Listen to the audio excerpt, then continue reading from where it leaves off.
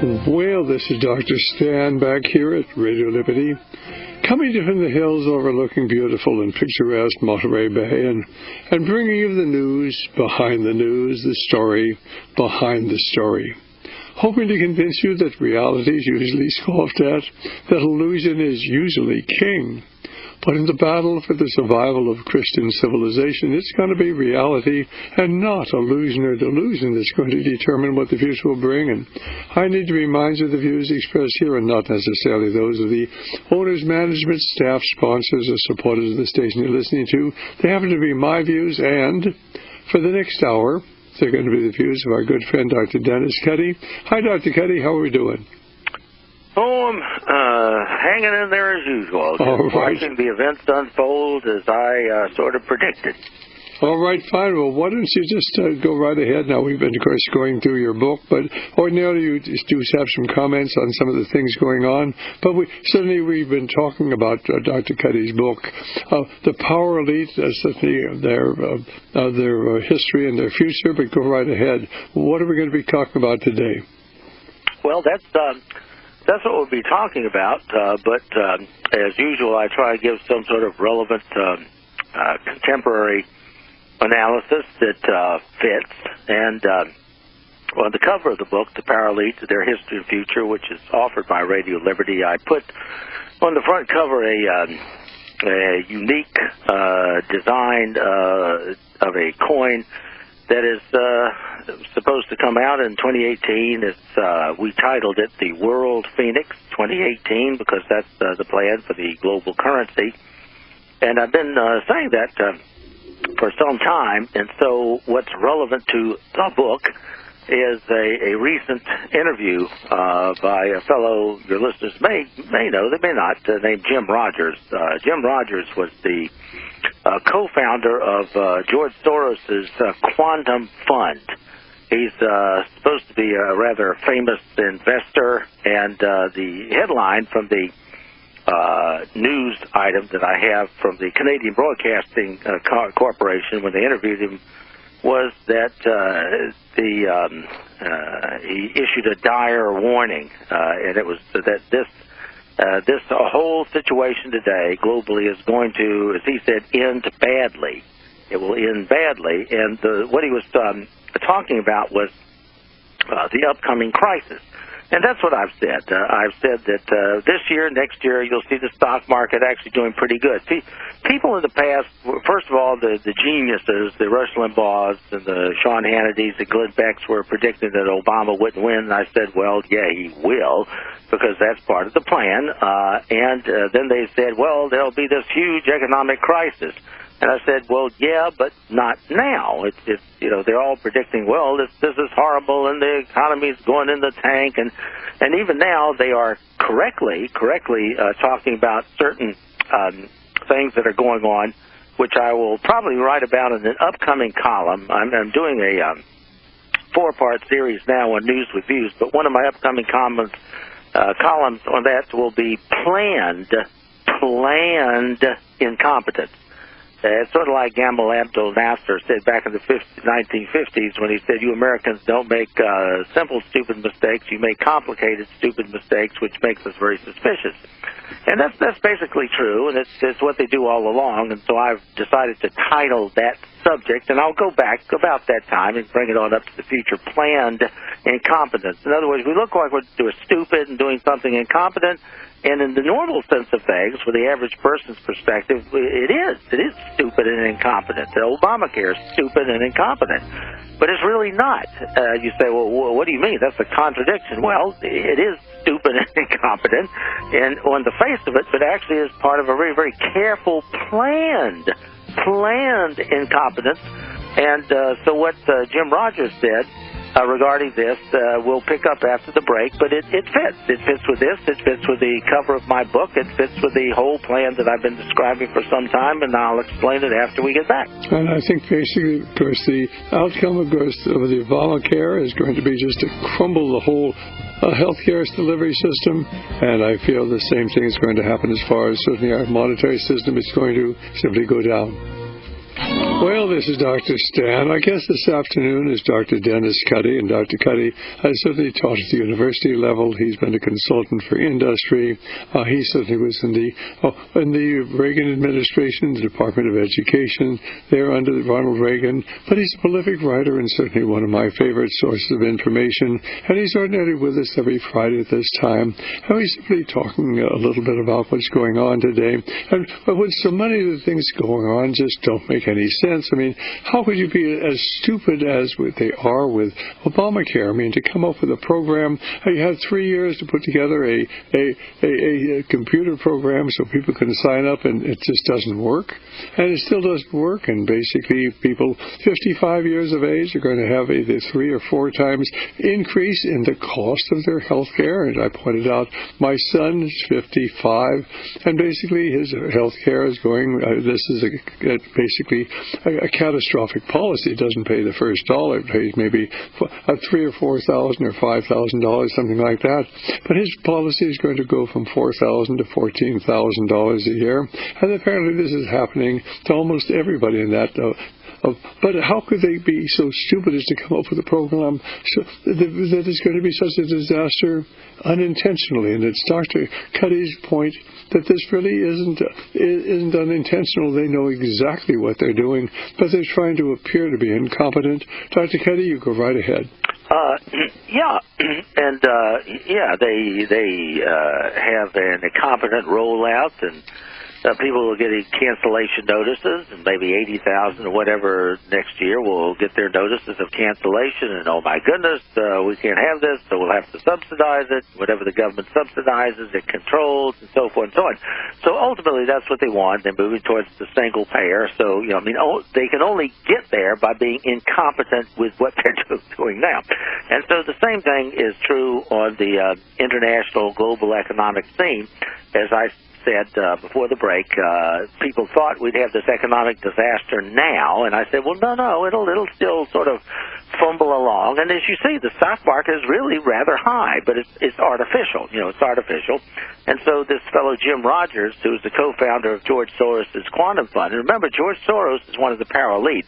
So if you watch what he and his ilk are doing, you can pretty well find out what their plans are for the future. I mean, they're not silent. I mean, David Rockefeller gave his quote, which the media, the New York Times covers up because they're one of the papers that the Cecil Rhodes people wanted to control, and we know this. We know this from Carroll Quigley. He said, J.P. Morgan was... Hold that thought. We'll be back in just a moment here. Well, this is Dr. Stan here, and Dr. Cuddy simply pointing out that the media is controlled. Certainly the most prominent newspaper in the United States, the New York Times, has been controlled for a long period of time, and it puts out the information that they want you to get. I mean, once in a while they come up with some good articles. Once in a while some of the points they take are very well taken, but there's always certainly a purpose behind it, because certainly this is one of the major means by which they control the reality of a significant segment of the American population that reads the New York Times and thinks it's reporting the news. They say, all the news that's fit to print. Ladies and gentlemen, the New York Times prints all the news that they want you to get, and they manipulate your reality and largely control what a significant part of the American public thinks and believes. Dr. Cuddy, you go right ahead. And just briefly regarding what you said, in some of my previous books, The Secret Records Revealed, or its sequel, The Globalist, I put that. There's a book actually titled All the News That Fits, not that fits the print, but fits, and that was by their foreign editor, as I recall, I think his name was Herman Dinsmore, from 1950 to 1960, and that's what he said. So it's not just my opinion. Here you have a New York Times foreign editor, and he said All the News That Fits was the title, and his particular slant on that was how they covered up Castro being a communist and other things. They just covered it up, and he admitted it. Later on, he just, that's what we did. And so this is not just, my speculation. And like Dr. Stan was saying about today, and David Rockefeller and his quote, and I mentioned this last week, so I'm not going to belabor it, but there was a long book review by David Brooks, the alleged conservative contributor to the New York Times, and in this long review of David Rockefeller's books, the book, he didn't even mention that, his book Memoirs. He didn't even mention that quote about David Rockefeller on page 405 being part of a secret cabal and conspiring against the best interest of the United States. So, that's how they do it. They cover up. It's not just the propaganda that they push on us. It's the information that they also keep from us. So in this case, Jim Rogers is one of these people hooked up with George Soros, who's a Power Elite member. And Rogers, in this recent interview with the Canadian Broadcasting Corporation, indicated that, he said, quote, "We are all floating around on a sea of artificial liquidity right now. This is not going to last." And so then he proceeded to talk about the next crisis. We had the previous crisis and the mortgage crisis and the 2008 and the crisis. So he said the next crisis. And he didn't say if it occurs. He said it's going to occur. And the next crisis, he said, would occur around 2015, 2016. And that's what I said before he said it. I said it'll be okay, sort of this year. It'll be a little tenuous going into 2014.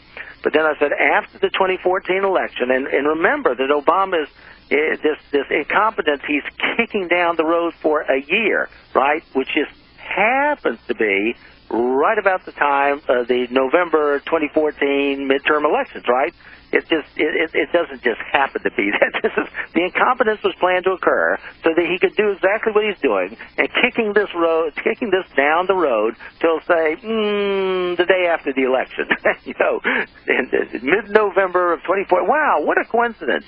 He's kicking the horrible things to come down the road until right after the November 2014 elections. What a coincidence! So anyway, it's not a coincidence. And then I said that what would happen is going into 2015. And 2016, it'll be a disaster, and that's what this guy says. He says the next crisis, he predicts may occur. I was saying it will occur in 2015 or 2016. And then Rogers goes on and says, quote, "The next correction," that's what he calls these things, they call it the correction. It's sort of a nice term, right? "The next correction, when it comes, because the debt is so very high, this is his quote, 2008 was worse than 2002 because the debt was much higher." He goes on, he says, "You wait until 2015 or 2016 when the next crisis hits. Debt has gone through the roof. The next one's going to be really bad," end quote. His advice, quote, "Be prepared, be worried, and be careful," end quote. So that's what he told the Canadian Broadcasting Corporation. And he ought to know, because he's hooked up with George Soros, and this is their plan. I mean, he's putting these words like, it may occur, it may do this. That's bullwinkle. They know exactly what's going to happen.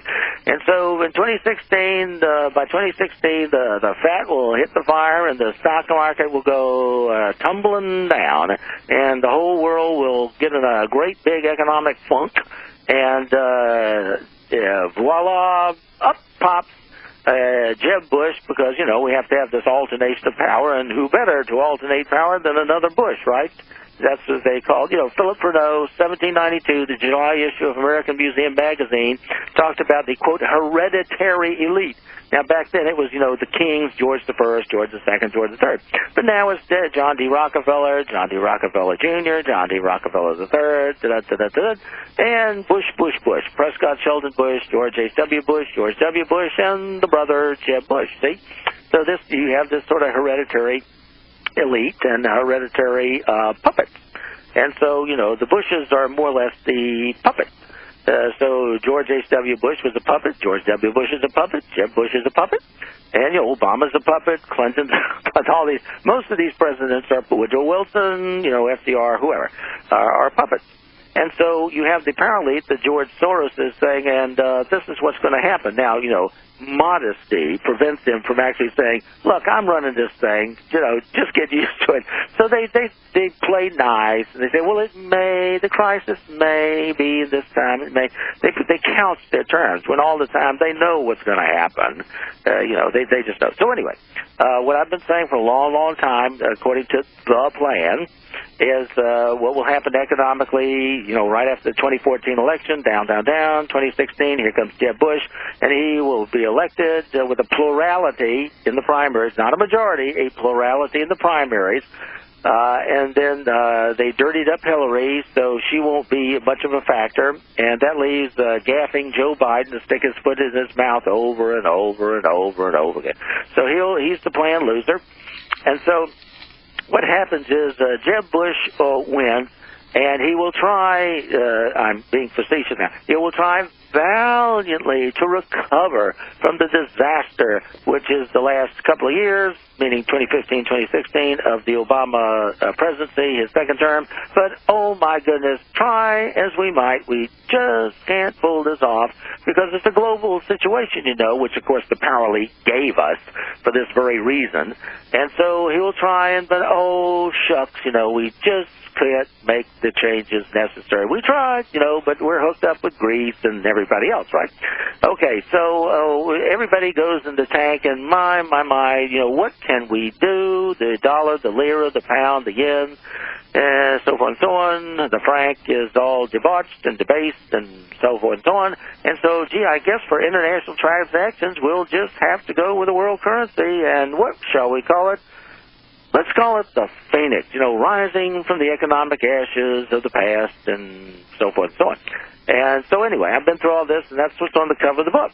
And so that's the reason I'm going through all this is it's one thing for me to say it. This is what I'm saying is going to happen. This is a prediction, and I give the reasons. It's another thing when you actually hear a David Rockefeller say in his own words, secret cabal conspiring. So in this case, it's one thing for me to say economically such and such is going to happen. It's another thing for this fellow, this famed investor Jim Rogers, hooked up with George Soros, to say the same thing.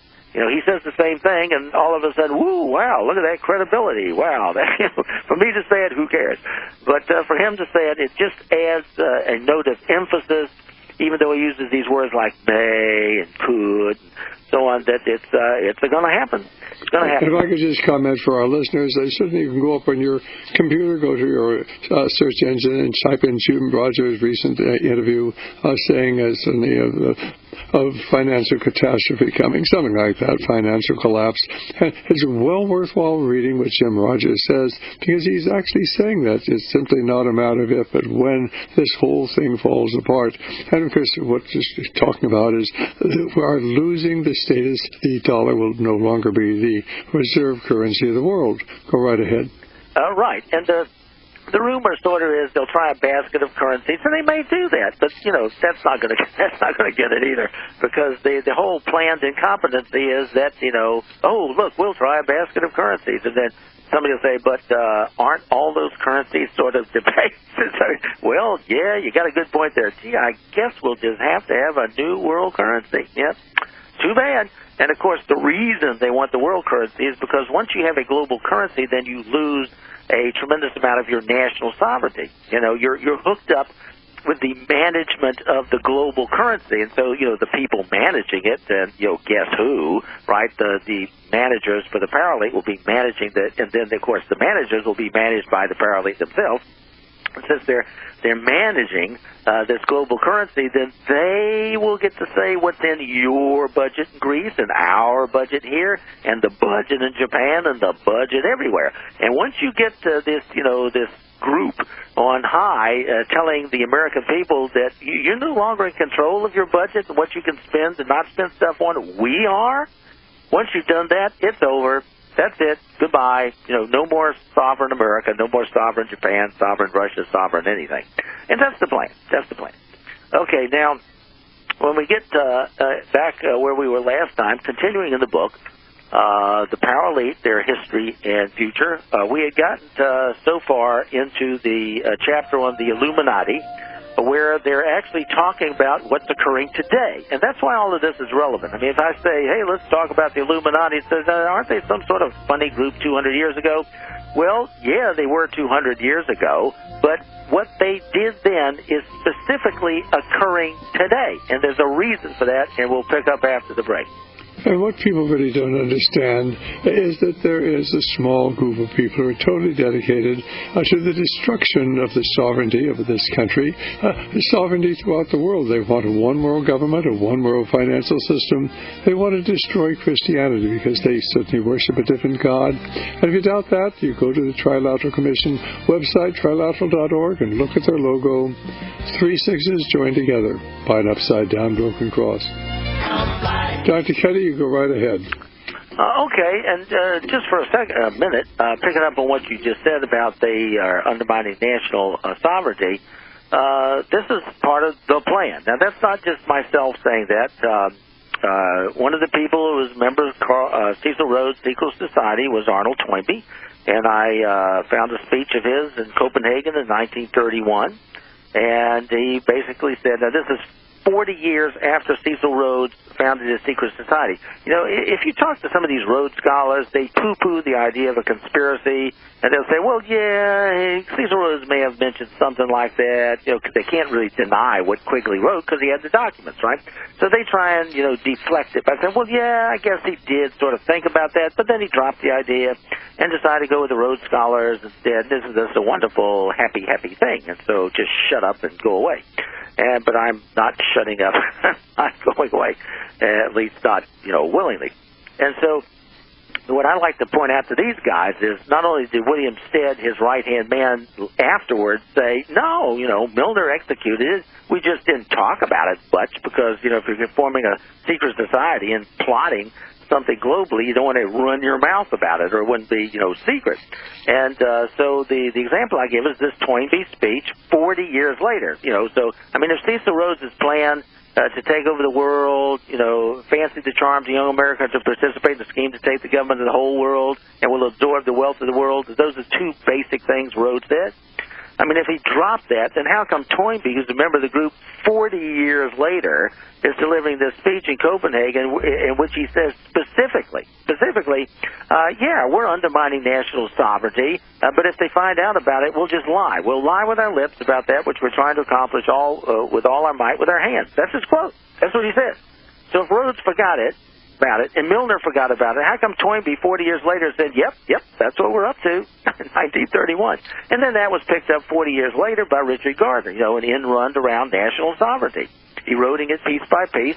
And then the economic point of that, he said, was GATT. I mean, that was what he was talking about. We used GATT to do it. And that's why Bill Clinton had to replace George H.W. Bush after just one term. You know, usually it's 2 terms Democrat, 2 terms Republican, 2 terms Democrat, 2 terms. But this time George H.W. Bush only had 1 term. Say, well, hey, you know what happened? Was the 2 terms? Well, at that point they needed a Democrat to twist enough Democrat arms. They had enough Republican arms. Didn't have enough Democrat arms to pass GATT, you know, NAFTA and GATT, which were very, very important to this global machinations they were going through to ruin us and force us into this global currency. And so that's what Gardner said. In run around national sovereignty, eroding it piece by piece, will get us much further than the old-fashioned frontal attack. And then he went on to explain how GATT would be a really, really important part of that. And it is. You got these unelected bureaucrats over there making these decisions for the World Trade Organization, and we, the U.S., gets, you know, voted down on these decisions by about 80% of the time. We only win like, you know, 20% of the cases. The rest of the time, you know, they say, you're wrong, too bad, you got to change. Literally. I mean, they forced, I put examples in my book, The Globalists, how they forced us to change our law to be in compliance with GATT and the World Trade Organization. Now, once you've done that, I mean, you really are no longer completely sovereign. At this point, right now, we are no longer completely sovereign. You know, we still have some sovereignty, but that's what the world currency is going to cure or, you know, whatever. Hold that thought, Dr. Cuddy, hold that thought. We'll be back here in just a moment here.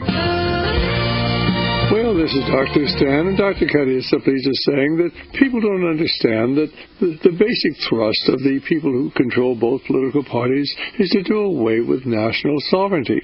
And basically today, America is the dominant, political dominant military force in the world, but we are using certainly our military and financial power to destroy the sovereignty of nations throughout the world, but they're also destroying our national sovereignty. And of course, you do that by destroying our currency. That's why they're intentionally destroying our currency. Remember, it took them 200 years to get $1 trillion in debt. Now we get over $1 trillion in debt every year. And this is designed to destroy the value of our currency, because you have to destroy the currency before you can destroy the sovereignty. Destroy the currency while you destroy sovereignty. And then we're going to have some sort of a new one world currency going along with the one world tyrannical government that is being planned by this elite who, of course, have an intense hatred of Christianity and of freedom.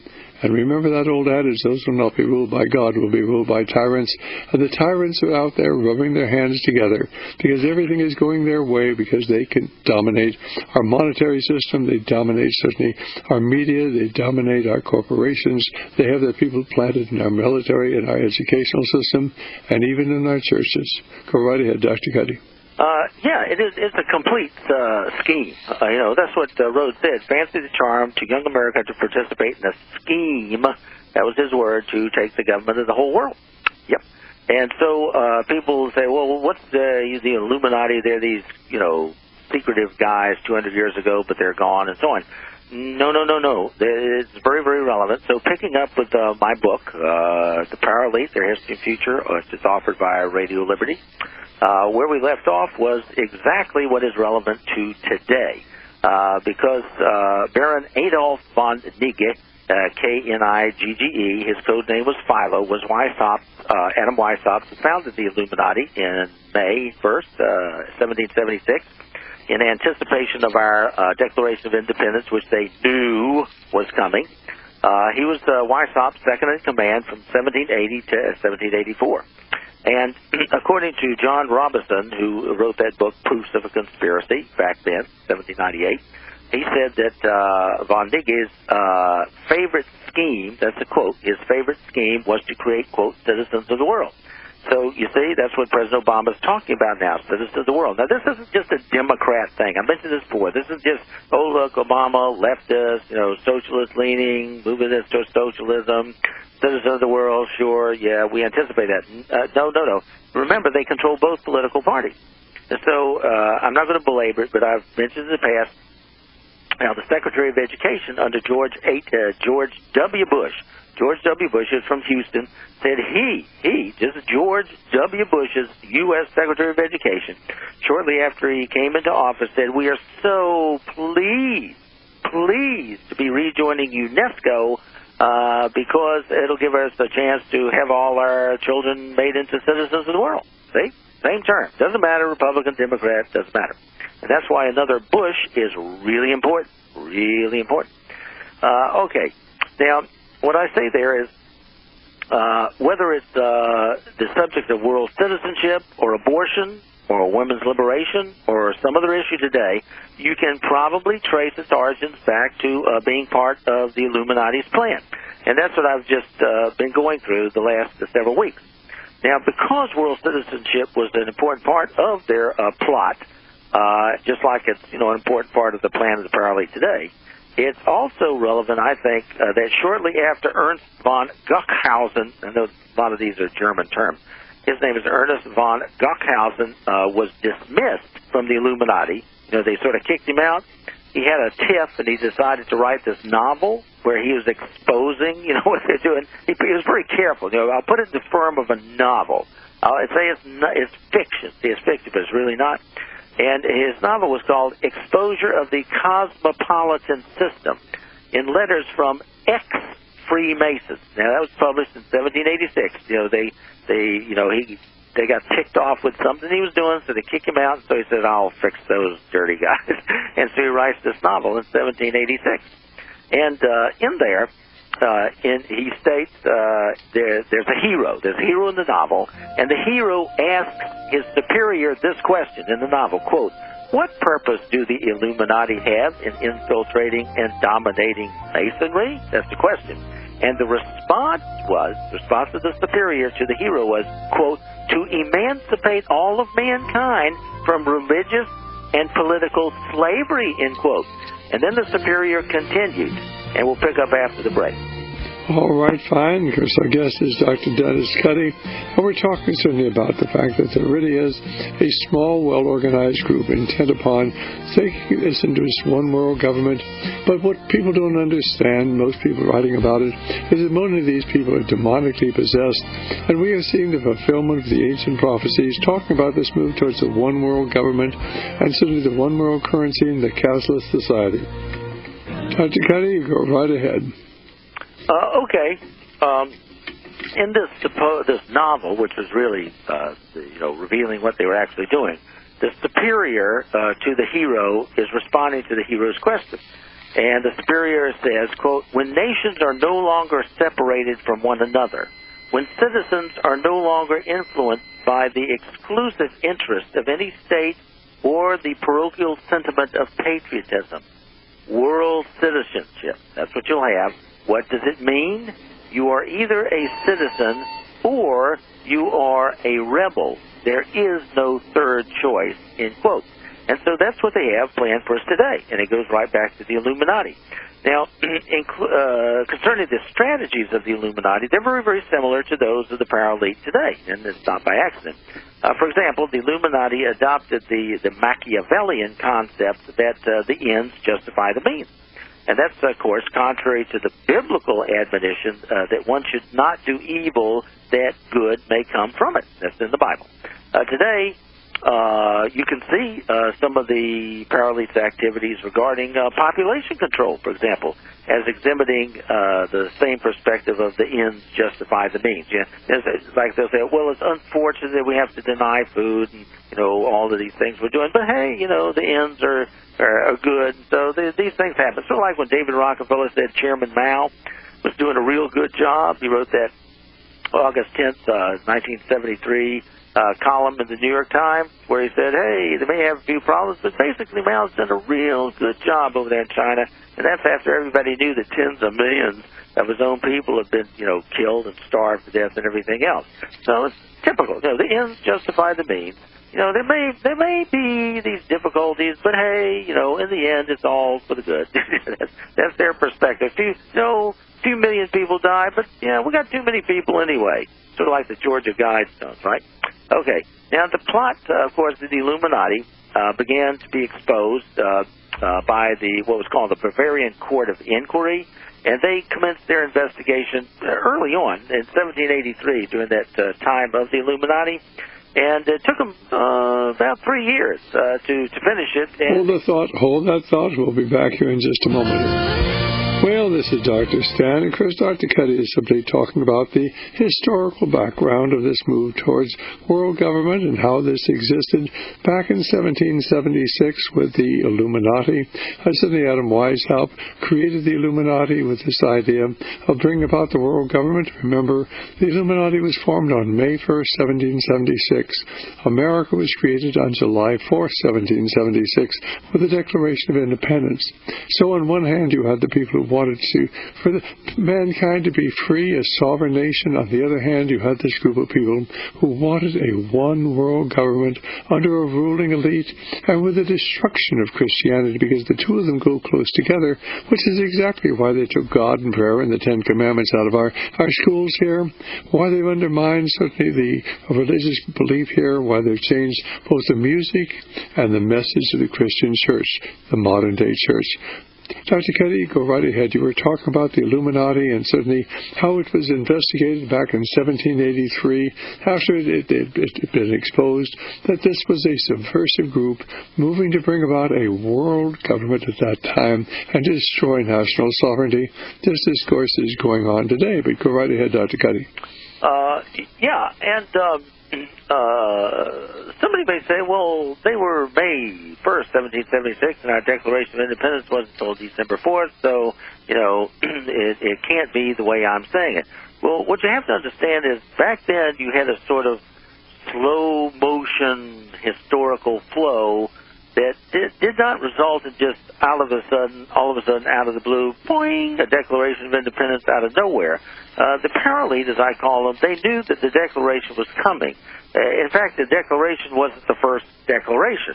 There was something in the state where I am called the Mecklenburg Resolve, which was basically the Declaration of Independence on the state level here. So it's not like the Illuminati was in the dark and the paralead was in the dark about this upcoming declaration. I mean, the handwriting was on the wall. So when they formed in May 1st of 1776, the Illuminati, they knew what was coming. I mean, it was just a matter of time. You know, whether it was July 4th or July 13th or June 30th or something, it didn't matter. They knew it was coming, and so that's why the Illuminati was formed, May 1st of 1776. And so they begin, and then there's an investigation. And the investigation, see, back then you didn't have instant communication, so it takes a while to do things back then. And so they began this Bavarian Court of Inquiry in 1783, and it took them a while, about 3 years, and they finally, in 1786, decreed the abolishment of the Illuminati. Of course, that didn't mean, rounding them all up and doing a, Jacques de Molay burn them at the stake thing like they did in 1313. But the guys just dispersed. I mean, they just, it's sort of like the multi-headed Hydra. It's sort of like when the alleged trust buster Teddy Roosevelt busted up Standard Oil. He didn't do anybody any favors. He, just dispersed them into various groupings and various sub-corporations, and they had interlocking directorates, so they became a multi-headed Hydra, which is more difficult to keep track of anyway. So he didn't bust, I mean, technically he broke them up, but, they didn't go away. They just became a Hydra. For those who are, know biology and what the little Hydra looks like, multi-headed. From the same root, but multi-headed. And so that's what they did. And so the same thing with these guys. The Illuminati just dispersed. They became the Parisian Outlaws League. They had infiltrated the Freemasonry and so forth, and they would spread all over to Russia and everywhere else, Switzerland, and so forth. Okay, so they were allegedly abolished in 1786. And, of course, there had already been some friction, the strategy, what to do and all that, between Weishaupt and this Baron Adolf von Nigge, codenamed Philo. And now he had been Philo, the codename, his second in command. He was initiated into the Illuminati in July 1780, and he was the second in command. But 4 years later, on April 20th of 1784, he resigned. Well, why did he resign? I thought they were buddies. Weishaupt had a particular direction and dictatorial management style, and Philo, as his codename is, he didn't like that. And what he did was, that was revealed in something that was published in 1787 called the Supplement of Further Original Works. These guys didn't just go quietly into the night. They published their critiques and whatever. And so that was 1787, and then the next year, 1788, Baron von Nigge, codenamed Philo, he wrote this regarding the order. Remember, that's what they called themselves, the order. They didn't run around saying, I'm an Illuminist, Illuminati guy. They say the order says this, the order that. So in 1788, Philo writes, quote, as a rule, under the veil of secrecy, dangerous plans and harmful teachings can be accepted just as well as noble intentions and profound knowledge, because not all members themselves are informed of such depraved intentions, which sometimes tend to lie hidden beneath the beautiful facade, in quotes. See? So he's revealing, because he got ticked off with Weishaupt in his style, he's actually revealing what they were up to, how sneaky they were. And I give the source of that. The source of that is a book by Stephen Lukert. It's actually a dissertation, and it was titled Jesuits, Freemasonries, Illuminatis, and Jacobins, subtitled Conspiracy Theories, Secret Societies, and Politics in the Late 18th Century Germany. They always had these long titles on these dissertations. Okay, now, in the same year, 1787, that the supplement of Further Original Works was published, so also was something titled Original Writings of the Illuminati, and that was published in Munich by Johann Strobel. Now, his code name was, I guess you could say it's Edilis, E-D-I-L-E-S, Edilis. he was dismissed from the order in 1783. See, all these guys who get ticked off with the Illuminati because they're up to something or don't like what Weissaup's doing and they get dismissed, they do a sort of revenge thing. And so in 1783, this guy, he gets dismissed, and he becomes an ardent opponent of the Illuminati. And even though the Illuminati had been abolished in 1786 officially, Weishaupt himself already had a plan for its continuation. And so there was another fellow, same time, same year as John Robinson wrote his Proofs of a Conspiracy, and the same fellow, Augustin Barruel, he wrote in that same year, 1798, what he called Memoirs Illustrating the History of Jacobinism. And in there, Weishaupt is quoted as stating, quote, "I have foreseen everything, and I have prepared everything. Let my whole order go to rack and ruin. In 3 years, I will answer to restore it, and that to a more powerful state than it is at present." And so didn't the Jacobins basically take up where the Illuminists had left off? Yep, that was the sort of movement, as it was called during the French Revolution, the Jacobin movement. Yeah, and because the Illuminati had infiltrated the Freemasonic lodges and stirred up the revolution and so forth and so on. Okay, now he continues this quote. This is Weishaupt, "I shall rise stronger than ever. I can sacrifice whole provinces. The desertion of a few individuals, therefore, will not alarm me," end quote. See, he's already anticipated their being exposed, and what would happen to them, and the disbursement and so forth. He's already got this plan down the road. That's why whenever you have this sort of stupid incompetence that goes on in the current political scene, I ask myself, you guys got to be kidding. You can't possibly be this stupid. I mean, look at Benghazi. I've said this before. They're still piddling around trying to find out, golly, what went wrong in Benghazi? Do you really believe that? I mean, imagine General George Patton, getting surprised by some, German attack by Rommel or somewhere. Do you think George Patton's going to wait around, this will take us 6 months or a year or so, we got to figure out what went wrong. Well, basically, because, Dennis, this is one of the most clever things. They keep going back to Benghazi, focusing our attention on Benghazi, so we won't think about really important things. The media is controlled. They focus our attention on whatever they want us to think about, and the really important things that are going to change the course of a civilization are totally ignored. Yeah.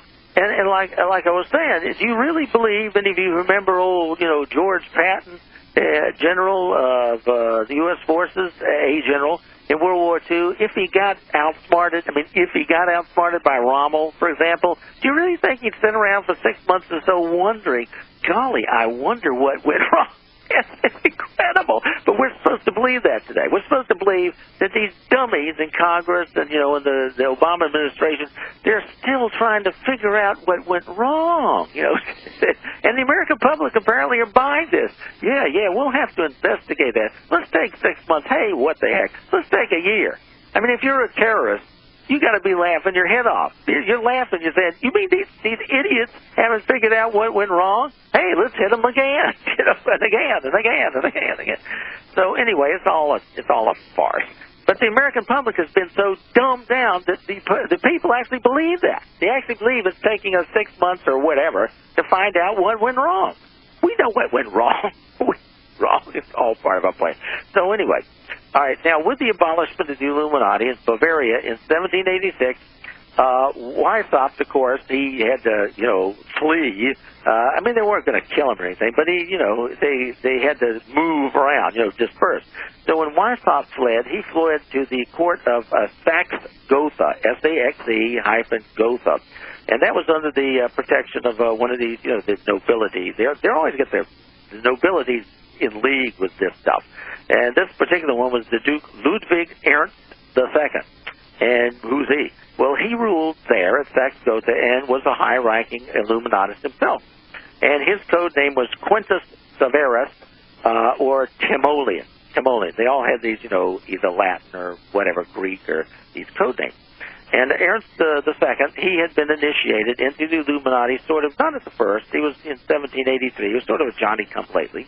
And today's British royal family are his direct descendants. Huh? How about that? You got your suspicions about the British royal family. Yep, they're directly descended from Ernst the Second.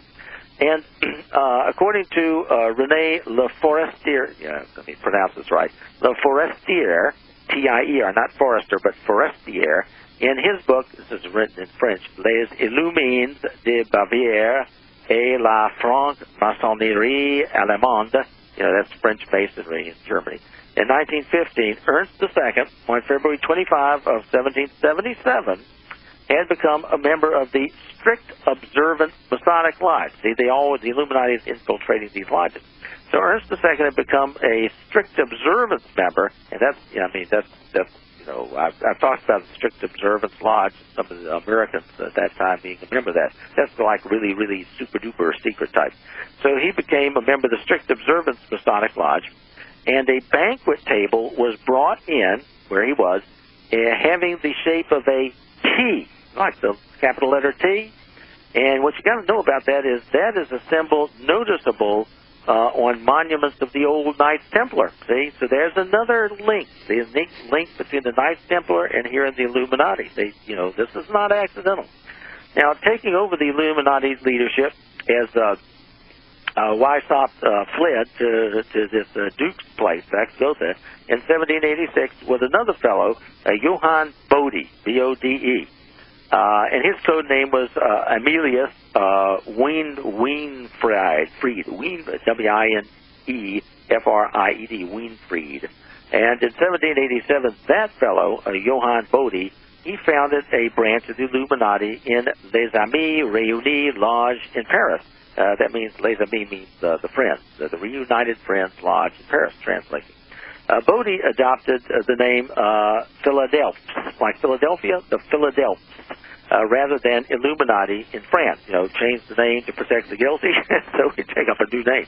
So they call themselves, instead of Illuminati, they call themselves the Philadelphs in France. And in an interview with Charles Pourcet, about 15 or so years ago, in the December 1995 edition of Humanisme, that's like humanism.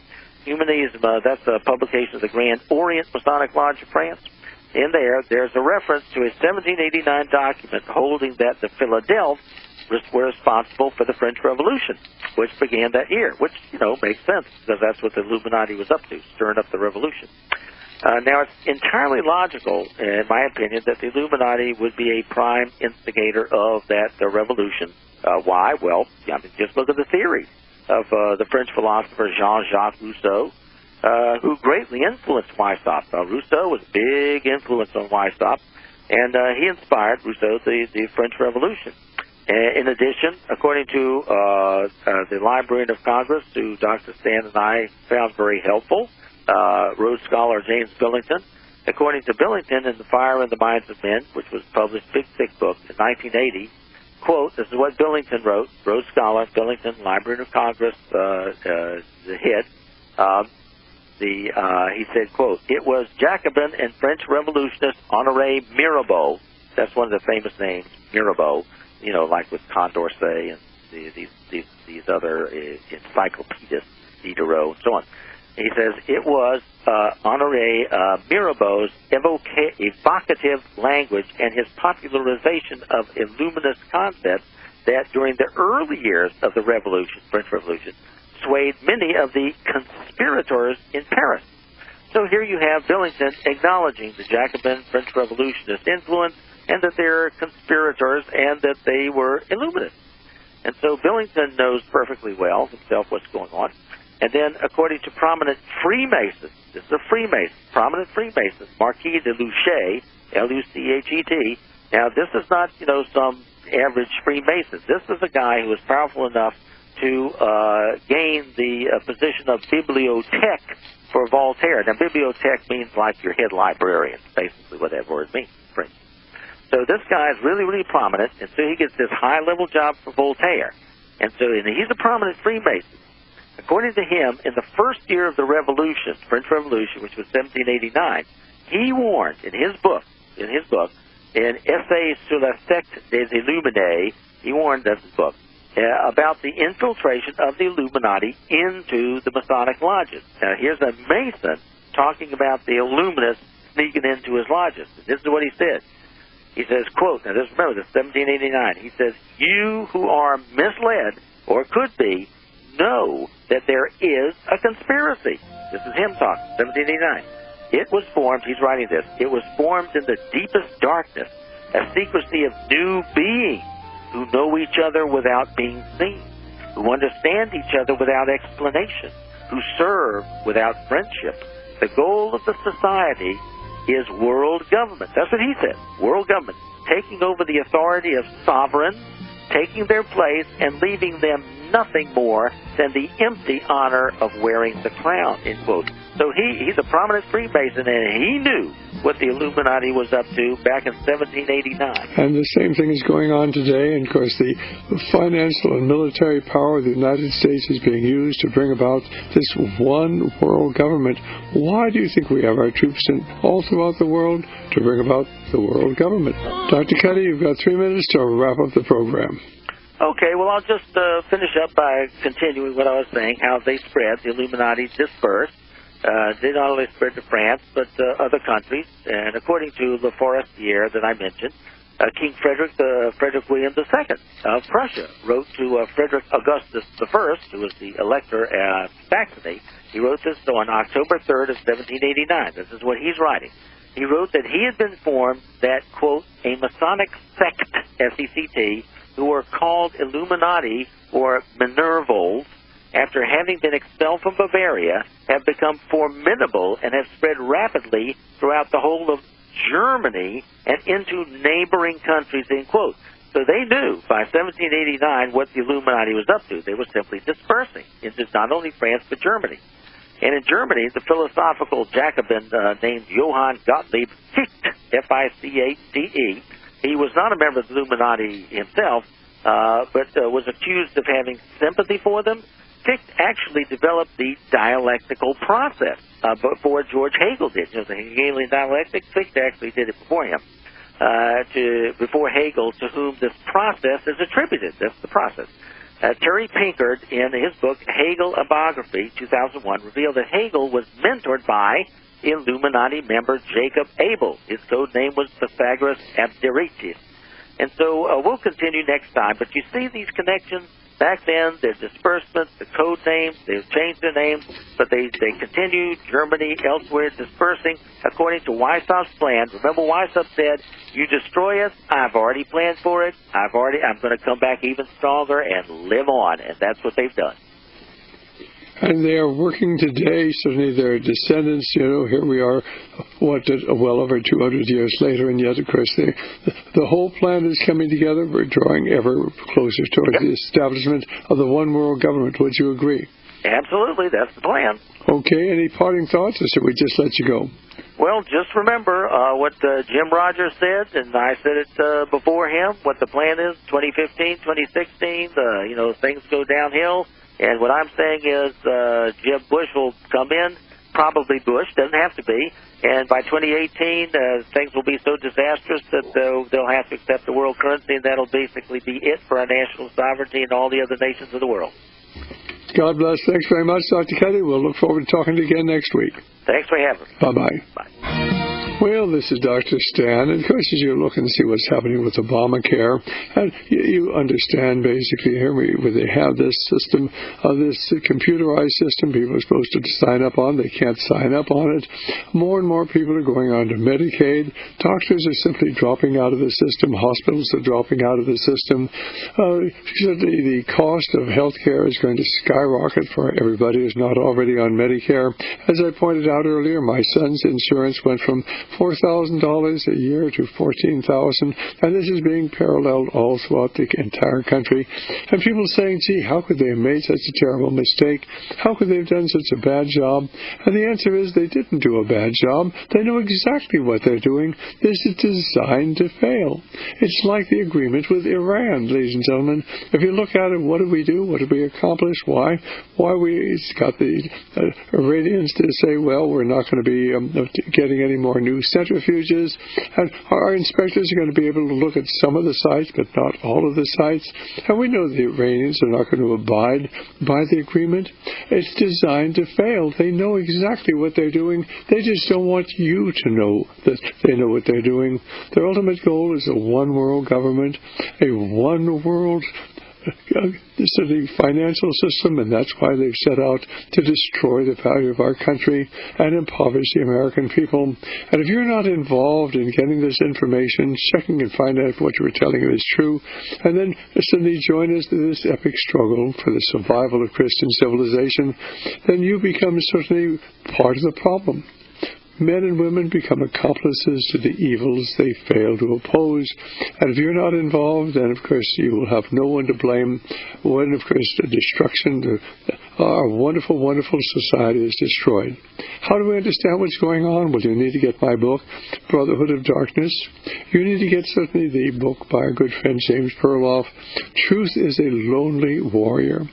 Truth is a Lonely Warrior. And then you need to get certainly Dr. Cuddy's books, The Power Elite, and The Secret Nazi Plan, and The Power Elite, Their History and Their Future. That's The Power Elite and The Secret Nazi Plan, and The Power Elite and Their History and Their Future. The books are available by calling 1-800-544-8927, 1-800-544-8927. Tomorrow is certainly Pearl Harbor Day, and we have an excellent 4-CD set, or I should say 4-tape set on Pearl Harbor, with interviews I did with people who studied what happened, and the fact that they intentionally left our boys there to die. They knew the attack was coming. They knew when it was coming. But they didn't tell the commanders at Pearl Harbor because they wanted to kill a lot of young men, so we would then be propelled into a war just like they left the people in the Twin Towers there on September 11, 2001. You needed an excuse to get us to go to war. Certainly, they had 19 hijackers, we were told. 15 of them came from Saudi Arabia, so we immediately attacked Afghanistan. And, of course, those 6 of the hijackers who died that day have come back to life. If you doubt it, go up on the Internet. Simply type in 6 9/11 hijackers living in the Middle East today. You'll find it's true. And then, of course, go to the Trilateral Commission website. Go to trilateral.org. Trilateral.org and look at their logo. 3 6s joined together by an upside-down broken cross. So you need to get the information, and then we hope many of you out there will have the courage to join us in this epic struggle for the survival of Christian civilization and the souls of men. And basically, you can join the Radio Liberty family of supporters. You can buy our products. You can get our health care products. You can get the spices we offer, the Berkey water filters, the Miracle 2 soap products. All of these things, of course, go to provide the funds to maintain our network of stations all across America. We're 5 hours every day, 5 days a week.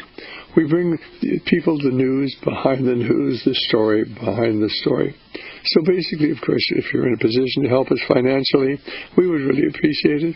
If you're not in a position to help us, then we ask you to pray for Radio Liberty, to pray for our provision and for our protection.